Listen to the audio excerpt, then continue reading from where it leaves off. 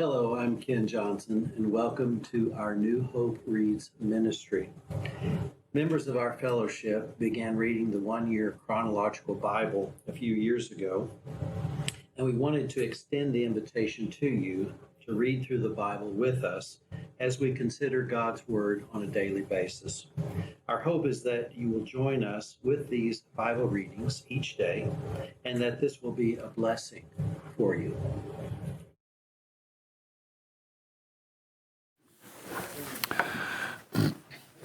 January 20th. Eliphaz's response continues. Job 5, 1 to 27. Cry for help, but will anyone answer you? Which of the angels will help you? Surely resentment destroys the fool, and jealousy kills the simple. I have seen that fools may be successful for the moment, but then comes sudden disaster. Their children are abandoned far from help. They are crushed in court with no one to defend them. The hungry devour their harvest, even when it is guarded by brambles.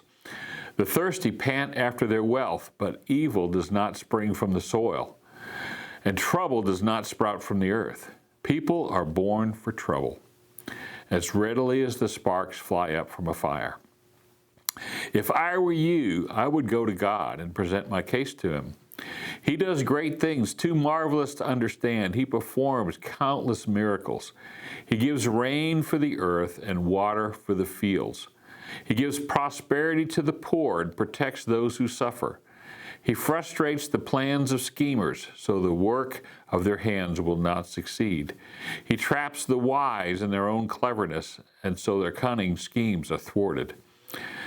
They find it is dark in the daytime, and they grope at noon as if it were night. He rescues the poor from the cutting words of the strong, and rescues them from the clutches of the powerful, and so at last the poor have hope, and the snapping jaws of the wicked are shut. But consider the joy of those corrected by God. Do not despise the discipline of the Almighty when you sin, for though he wounds, he also bandages. He strikes, but his hands also heal.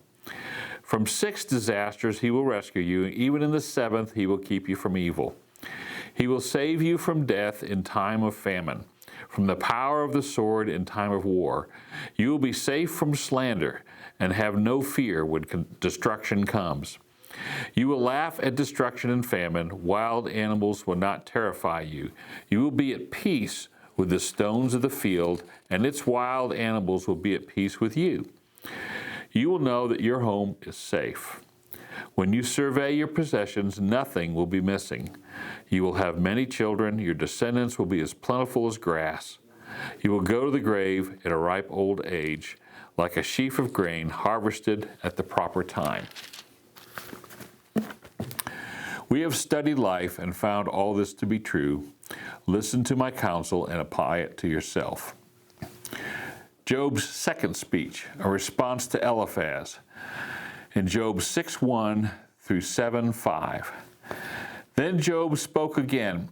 If my misery could be weighed and my troubles could be put on the scales, they would outweigh all the sands of the sea. That is why I spoke impulsively. For the Almighty has struck me down with his arrows. Their poison infects my spirit. God's terrors are lined up against me. Don't I have a right to complain? Don't wild donkeys bray when they find no grass, and oxen bellow when they have no food? Don't people complain about unsalted food? Does anyone want the tasteless white of an egg? My appetite disappears when I look at it. I gag at the thought of eating it. Oh, that I might have my request, that God would grant my desire. I wish he would crush me. I wish he would reach out his hand and kill me. At least I can take the comfort in this, that despite the pain, I have not denied the words of the Holy One.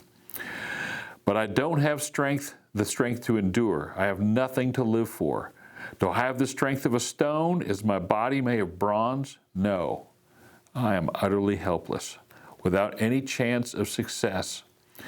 One should be kind to a fainting friend, but you accuse me without any fear of the Almighty. My brothers, you have proved as unreliable as a seasonal brook that overflows its bank in the spring when it is swollen with ice and melting snow. But when the hot weather arrives, the water disappears. The brook vanishes in the heat. The caravans turn aside to be refreshed, but there's nothing to drink, so they die. The caravans from Tema search for this water. The travelers from Sheba hope to find it. They count on it, but are disappointed.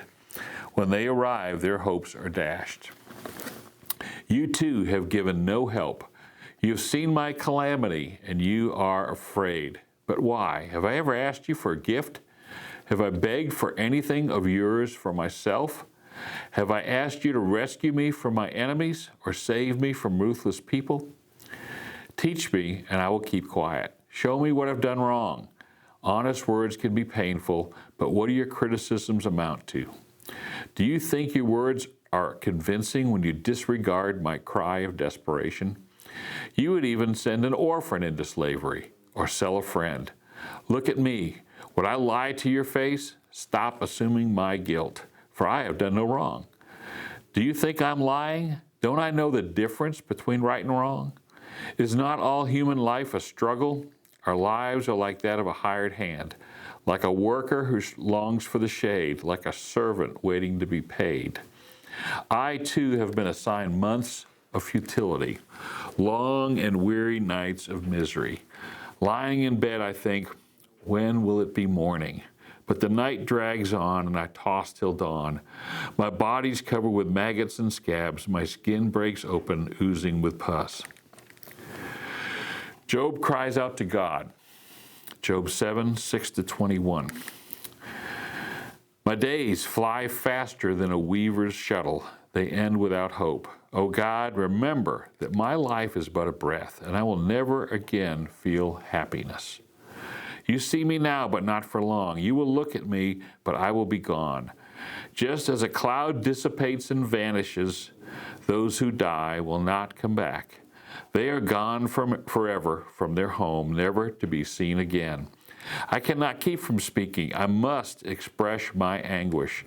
My bitter soul must complain. Am I a sea monster or a dragon that you must place me under guard? I think my bed will comfort me, and sleep will erase my misery. But then you shatter me with dreams and terrify me with visions. I would rather be strangled, rather die than suffer like this. I hate my life, and I don't want to go on living. Oh, leave me alone for my few remaining days. What are people that you should make so much of us, that you should think of us so often? For you examine us every morning and test us every moment. Why won't you leave me alone, at least long enough for me to swallow? If I have sinned, what have I done to you, O watcher of all humanity? Why make me your target? Am I a burden to you?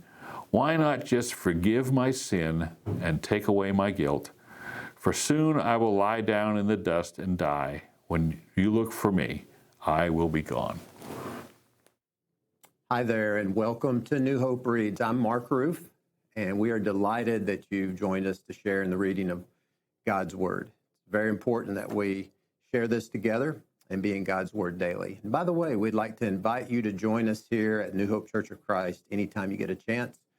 Sunday mornings, we have classes at 9:30. We have worship at 10:30, and you can join us live or online. Have a blessed day.